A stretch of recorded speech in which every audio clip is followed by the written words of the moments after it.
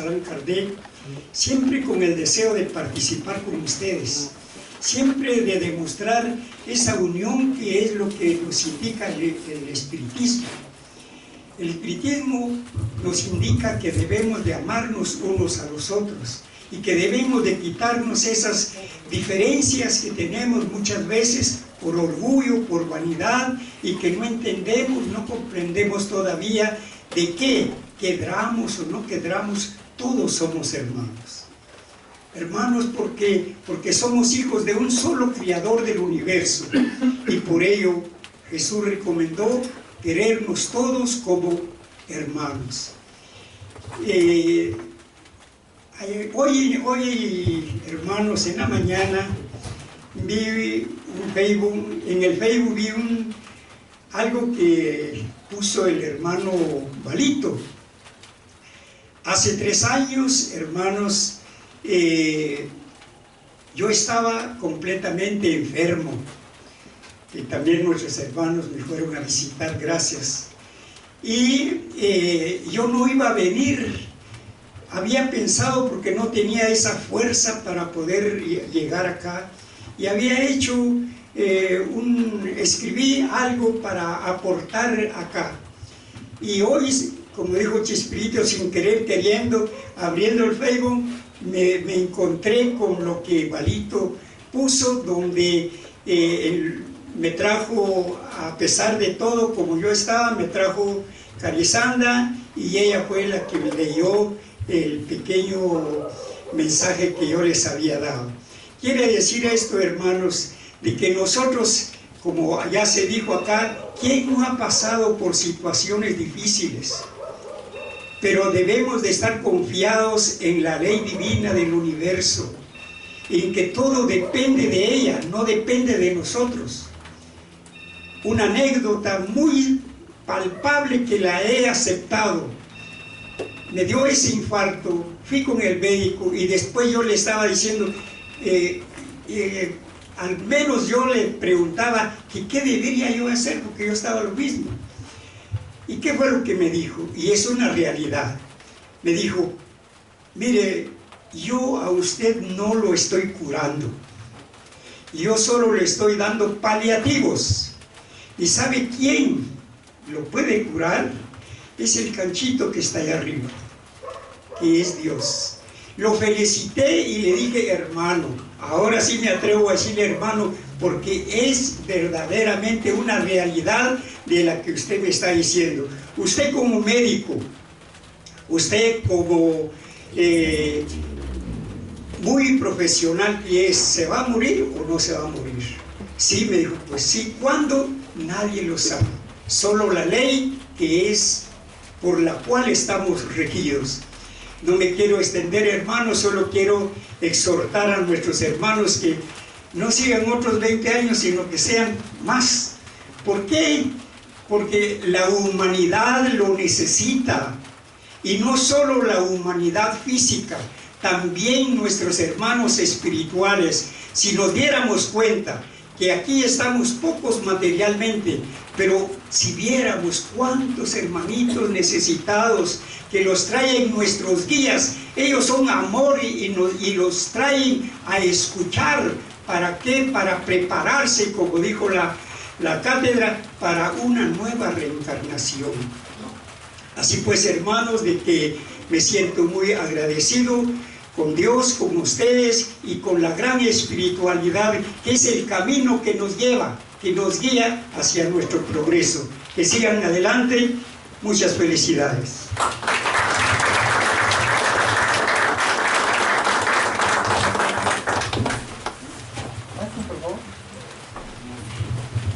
La nueva generación de los Avena.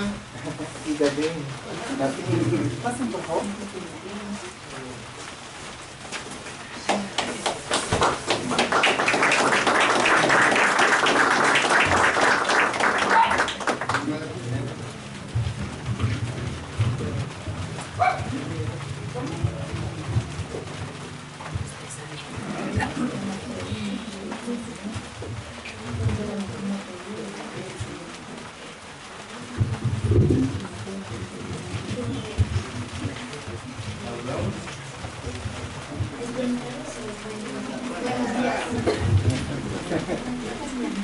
Buenas tardes, yo les vengo a decir esto que se llama En la hora de la caridad.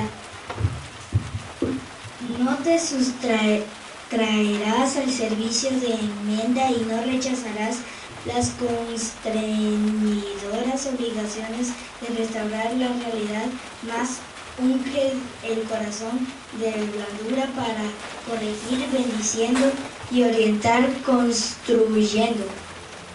La dificultad del prójimo es intimación a la beneficencia. No obstante, así como es preciso condimentar de amor el pan que se da para el que no amargue la boca que lo recibe, es indispensable también condimentar de misericordia la enseñanza que se administra para que la palabra esclarecedora no perturbe el oído que la recoge. En la hora de la caridad no reflexiones apenas en aquello de los hermanos necesitados deben hacer considera igualmente aquello que no les fue imposible hacer aún. Coteja tus oportunidades con las de ellos cuantos atravesaron la infancia sin la refacción de horario cierto y cuando se desarrollaron cargando molestias ocultas, cuantos suspiran en vano por la riqueza del alfabeto desde temprano, esclavizados a tareas de sacrificio y cuantos otros crecieron en ambiente de sombra bajo la hipnosis del vicio del crimen. ¿Cuántos desearon ser buenos y fueron arrastrados a la delincuencia en el momento justo en que el deseo de rectitud los afloraba en la conciencia y cuantos fueron tomados de improviso en los procesos obsesivos que los impidieron a resbaladeros fatales? Suma tus facilidades, revisa las bendiciones que usufructúas, enumera las ventajas y los tesoros de afectos que te coronan los días y socorre a los compañeros desfallecidos en el camino, buscando levantarlos a otro nivel de entendimiento y confort. En la hora de la caridad, enmudece las humanas contradicciones y auxilia siempre iluminando la razón con la luz del amor fraterno, aun cuando la verdad te exija durante obligaciones semejantes a las dolorosas tareas de la cirugía. Gracias.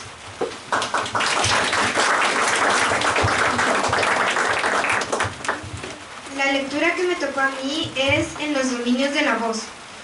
Observe cómo está su voz, porque la voz es uno de los instrumentos más importantes que en la vida de cada uno. La voz de cada persona está cargada por el magnetismo de sus sentimientos. Hable en tonalidad no tan alta que asuste ni tan bajo que crea dificultades a quien oiga.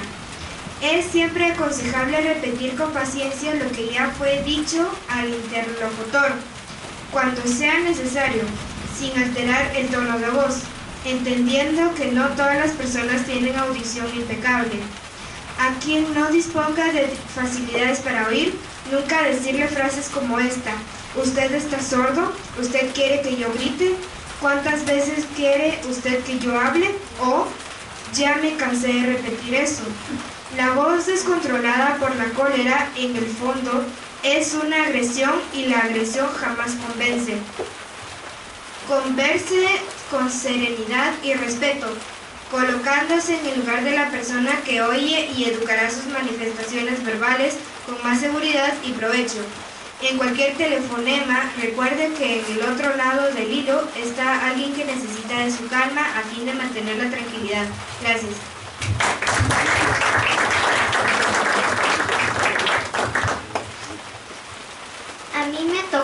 luz en ti. Es un tesoro inigualable, tuyo solamente. Nadie dispone de él en tu lugar. En las horas más difíciles puedes gastarlo sin preocupación. Cuando alguien te hiera, es capaz de revelarte la grandeza del alma en el brillo del perdón. Es el momento en que los seres más queridos por ventura te abandonen. Será parte luminosa de tu bendición.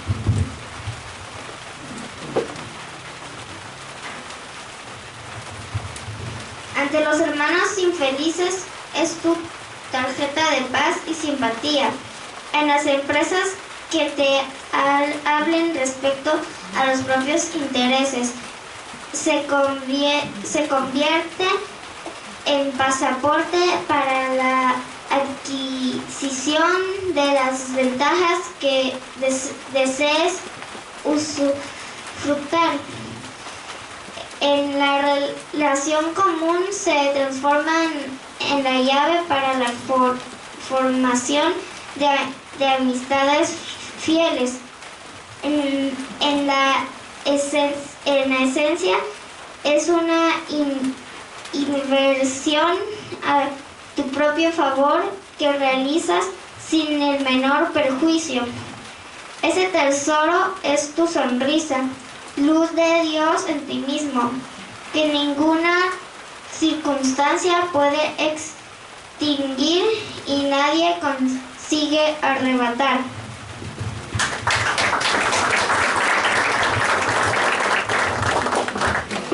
A mí el tema que me tocó es paciencia y trabajo.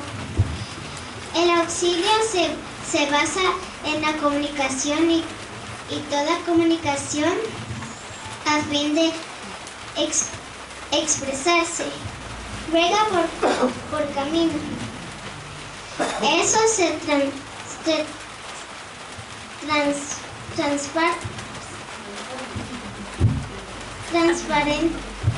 transparenta de los procesos más simples de la vivencia común. El medicamento vía de regalo pide vehículo para alcanzar extrañando reductos de la vida orgánica. Fuentes garantizan ciudades reclamando redes de canalización. La fuerza eléctrica para hacer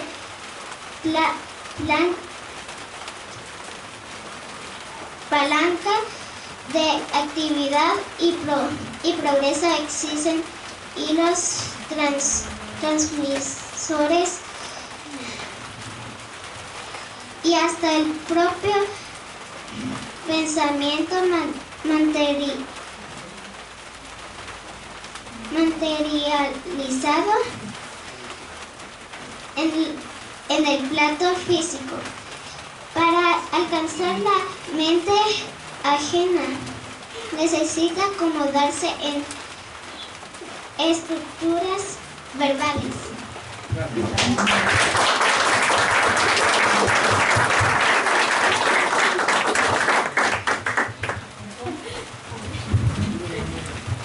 Pasando al siguiente, gracias niños.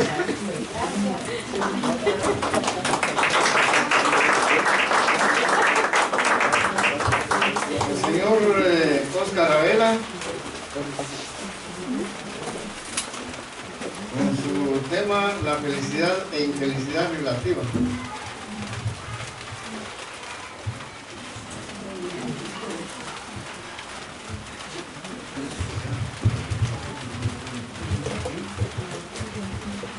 Buenas tardes, mis hermanos. estamos muy felices, nos encontramos en este día celebrando este 20 aniversario y también porque estamos viendo cómo esas mentes de nuestros niños están también absorbiendo el conocimiento espírita desde tan corta edad. Como hubiésemos querido todos nosotros tener ese conocimiento a esas edades, también ese contacto que nos hubieran llevado también desde ese principio en este conocimiento. Felicidad e infelicidad relativas, mis hermanos. Uno dirá, bueno, ¿qué es la felicidad? ¿Qué es la infelicidad? Fíjense, mis hermanos, que de conformidad con el diccionario de la Real Academia Española, dentro de sus acepciones nos dice que felicidad es un bienestar, la posesión de algo, un contentamiento. Y nos dice que infelicidad es una desgracia y es suerte adversa. Muchas veces nosotros nos encontramos en la vida siempre en busca de la felicidad. Tan es así que se han hecho incluso hasta películas. Ustedes recordarán aquella película de En busca de la felicidad. Y se piensa como que si es un trayectorio para la consecución de una meta. Entonces muchas veces nos encontraríamos ante esa disyuntiva también. ¿Qué sería felicidad? ¿Felicidad sería la meta? ¿O felicidad sería el camino y la trayectoria para llegar hacia ella? Bueno, y este término de la felicidad se han venido preguntando el ser humano desde hace miles de años. Ya antiguamente, en la época de Grecia, se pensaba que la felicidad era la posesión de algo material, de tener la consecución de los deseos. Y además también se pensaba que la felicidad era, bueno, no tener ningún tipo de necesidad ni deseos. La contraposición en ese caso. Entonces se preguntaban, modernamente, ya en la actualidad, ¿hay alguna tendencia en la psicología positiva que nos dice que hay 3 aspectos que se han visto en la felicidad? Uno, podríamos ver así como vemos acá a esa señora que está sonriente, está contenta, está saltando de alegría, ¿verdad? Por alguna circunstancia, ¿no? Pero, ¿será permanente ese estado de alegría? En otro caso dicen que también no es la felicidad, no es esa posesión, ni tampoco ese contentamiento y ese ver el rostro feliz, sino que es estar inmerso en un grupo de relación con algunas personas. Por ejemplo, estar charlando con alguien, charlando con la novia, charlando con el novio, estar en un grupo con amigos, divirtiéndose, platicando. Esa relación produce un gran bienestar y una gran felicidad. Ese es el otro aspecto. Y el otro aspecto también que nos dice la psicología positivista es que es el sentido de la vida, tener un sentido de saber saber qué estamos haciendo aquí, de dónde venimos y hacia dónde vamos, ¿verdad? Un sentido, una filosofía de vida en la cual nosotros estamos actuando en nuestras vidas y por lo tanto ese actuar nos va a producir a nosotros una felicidad. Incluso esto ha sido investigado de forma científica también. La permanencia de esa felicidad. ¿Será que existe en nuestro medio felicidad absoluta o es relativa? ¿Infelicidad absoluta o relativa? Y dicen mis hermanos que el libro de los espíritus, el espiritismo, nos toca ese tema en el libro 4 acerca de las esperanzas y consuelos, en el capítulo 1 acerca de las penas y gozos terrenales. Y en la pregunta número 920 que se le hace a nuestros hermanos superiores, les dice: ¿puede el hombre gozar en la tierra de una felicidad completa? Y responden nuestros hermanos: absolutamente no. No, puesto que la vida le ha sido dada como prueba o expiación. ¿Qué significa eso, mis hermanos? Que estamos en un mundo de expiación y de pruebas en la cual tenemos diferentes situaciones ante nosotros que tenemos que aprender de ellas. Tenemos que sufrir lo que hemos hecho sufrir anteriormente y tenemos que también pasar esas pruebas para ver si nosotros nos estamos superando moralmente también. Pero nos dice también pero depende de él, o sea, del ser humano, dulcificar sus males y ser tan feliz como es posible en la tierra. No depende de mi mamá, no depende de mi papá, no depende de mis hermanos, de mis primos, de mi familia, de mis amigos. No depende de nadie más que de nosotros mismos. Es que si no estoy con ella o con él, entonces no soy feliz. Estamos depositando nosotros la felicidad en el razonamiento y que esté hacia nosotros otra persona. Y eso, como estamos viendo, los hermanos espirituales superiores nos indican que no. Depende y radica dentro de nosotros mismos ese estado de felicidad. Ahora dice, pregunta 921, ¿se concibe que el hombre será feliz en la tierra cuando la humanidad haya sido transformada? Pero en el ínterin, ¿puede cada uno constituirse una felicidad relativa? Y la respuesta que nos dan nuestros hermanos espirituales es, las más de las veces, el hombre es causante de su propia desdicha. Practicando la ley de Dios se evita muchos males y se proporciona la mayor felicidad de que es susceptible de su grosera existencia. Es decir, siguiendo también el camino que nos dejó nuestro Maestro Jesús de Nazaret, ¿verdad? Porque si no es así, nos llegamos a estado de depresión profunda muchas veces y no sabemos cómo salir de ellas. Acudimos a varios profesionales, algunos que son competentes también logran sacarnos de ahí, pero otros no. Y muchas veces, si estamos en la capacidad de poder salir de ese estado, lo podemos hacer, pero depende de nosotros, porque depende de nosotros cómo vamos a reaccionar hacia un acontecimiento que se está realizando frente a nosotros. La vida nos puede dar un limón, mis hermanos, pero depende de nosotros hacer una limonada. Y fíjense que Gandhi nos decía que la felicidad se alcanza cuando lo que uno piensa, lo que uno dice y lo que uno hace está en armonía. Qué sabio, ¿verdad? Ahora, la pregunta número 922 nos dice, la felicidad terrestre es relativa a la posesión de cada uno y lo que basta a la felicidad de uno constituye la desdicha de otro. Sin embargo, ¿existe una medida común de felicidad para todos los hombres? Y la respuesta que nos da dice, para la vida material es la posesión de lo necesario. Pero ¿qué sucede muchas veces, mis hermanos? Vamos en la vida y decimos, no, bueno, yo tengo ya tengo aquí mi computadora, pero no, ya pasó de moda, no, vamos, quiero la siguiente, el siguiente modelo.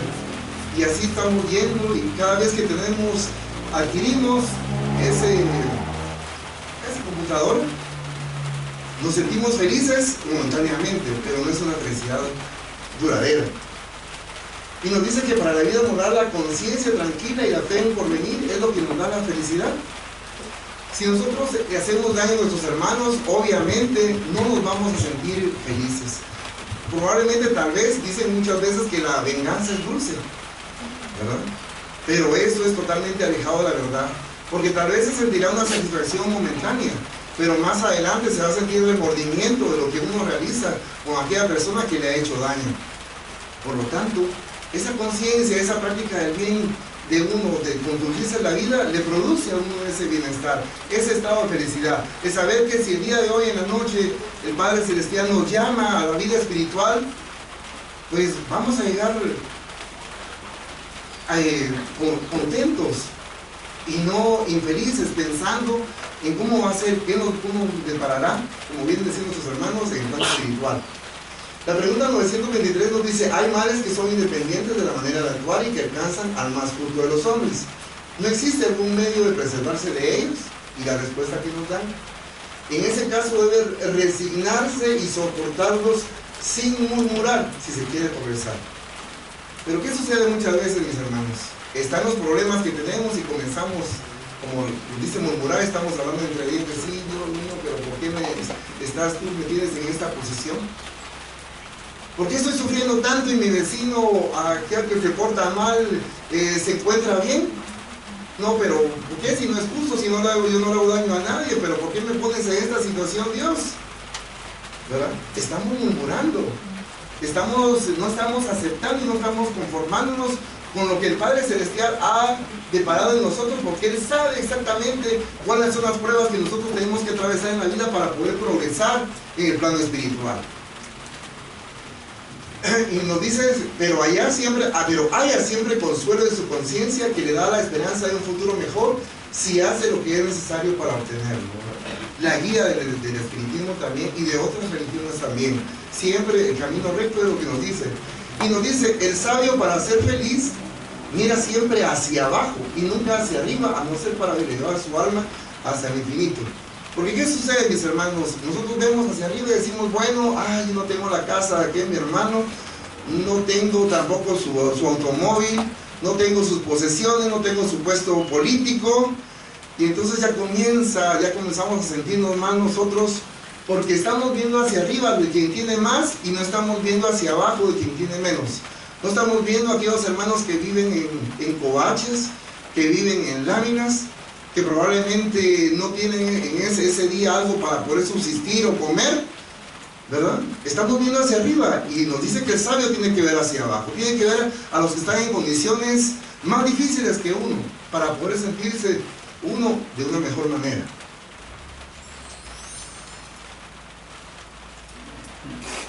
Entonces nos dice, ¿por qué favorece Dios con bienes de la pregunta del siglo 25? ¿Por qué favorece Dios con bienes de fortuna a ciertos hombres que parecen no haberlos merecido? Y la respuesta que nos dice es un favor a los ojos de los que no ven más que el presente, pero sabedlo bien con frecuencia, la fortuna es una prueba más peligrosa que la miseria. Entonces muchas veces, con lo que les comentaba, estamos añorando los bienes materiales que tiene nuestro hermano, sin embargo no sabemos nosotros lo que está sucediendo en esas cuatro paredes donde él está morando, ¿no? Probablemente puede ser que esté viviendo en forma infeliz y que, como habíamos explicado anteriormente, lo material no le satisface para tener una felicidad. Incluso, como les decía, se ha investigado científicamente y no produce una felicidad permanente, sino solamente momentánea. Y la pregunta 926 nos dice, creando la civilización nuevas necesidades, ¿no es el origen de nuevas aflicciones? Y la respuesta dice, los males de este mundo están en razón de las necesidades ficticias que os creáis. Y me llamó la atención, mis hermanos, cuando vi esta fotografía, porque estamos viendo aquí celulares. Entonces, anteriormente a esto, unos 50 años atrás, digamos así, no era necesario. Y no nos sentíamos mal si no teníamos un celular, ¿verdad? Es decir, estamos creando necesidades para la civilización, para nosotros mismos, que antes no teníamos. ¿Y qué significa eso? ¿Que Dios creó esa necesidad? No, el hombre ha creado esas nuevas necesidades. Y al crear esas nuevas necesidades y no poder satisfacerlas, se vuelve infeliz, ¿verdad? Yo tengo un frijolito, desfrijolízate. Entonces, vamos a tener un smartphone, ¿verdad? Un teléfono inteligente en el cual va a ser para ello, ¿verdad? Entonces, dice, te juzgan tan digno de lástima cuando a su lado hay quien se muere de hambre y de frío y no tiene dónde recostar la cabeza, ¿verdad? Ahora vamos al penúltimo, sigamos. Ya por cuestiones de tiempo ya no podemos sacar. Entonces, nuestra recomendación, mis hermanos, es la oración de San Francisco de Asís, como ya lo decía nuestro hermano Cecilio también. Decía, oración de San Francisco de Asís, Señor, haz de mí un instrumento de vuestra paz, donde haya odio que yo lleve amor, donde haya ofensa que yo lleve el perdón, donde haya discordia que yo lleve la unión, donde haya duda que yo lleve la fe, donde haya error que yo lleve la verdad, donde haya desespero que yo lleve la esperanza, donde haya tristeza que yo lleve la alegría, donde haya tiniebla que yo lleve la luz. Oh Maestro, haz que no busque más consolarse que ser consolado, comprender que ser comprendido, amar que ser amado. Pero pues es dando que se recibe, es perdonando que se perdona y es muriendo que se vive para la vida eterna. Y para finalizar, mis queridos hermanos, recordemos esta oración que nos dice, Dios concédeme serenidad para aceptar las cosas que no puedo cambiar, valor para cambiar las que puedo y sabiduría para reconocer la diferencia. Gracias, hermanos.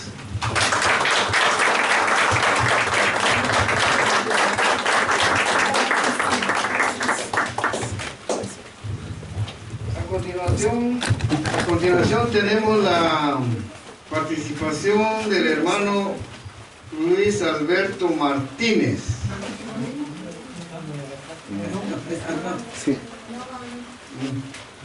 Entonces, le toca al señor Oscar Calavera. Ya. Sí. Bueno, mis hermanos, muy buenas tardes. De corazón, gracias por su presencia. Gracias por la oportunidad que nos brinda de compartir con nosotros este 20º aniversario, en el cual han tocado temas sumamente importantes para que nosotros reflexionemos y recapacitemos. Muchas gracias también por su paciencia, porque se siente un poquito de calorcito acá y nos estamos resguardando, pero agradeciendo también de todo corazón a nuestro Padre y a nuestros hermanos guías espirituales por la oportunidad que nos brinda de poder contar con su presencia, de poder contar con su cariño, con algunos con más de 20 años, de poder compartir. Y dentro de ello, nosotros tenemos que tomar en consideración la importancia del culto del Evangelio en el hogar. ¿Por qué la importancia, mis hermanos? Hay algunos que quizás sí han hecho el culto del Evangelio en el hogar, en el cual consiste en hacerlo un día en la semana, ya sea el lunes, ya sea martes o los subsiguientes días. O que nosotros lo hagamos de 15 a 30 minutos como nos manifiestan nuestros hermanos, con devoción, con amor, con entrega, con cariño. Eso nos va a ayudar enormemente. De hecho, quería hacerles mención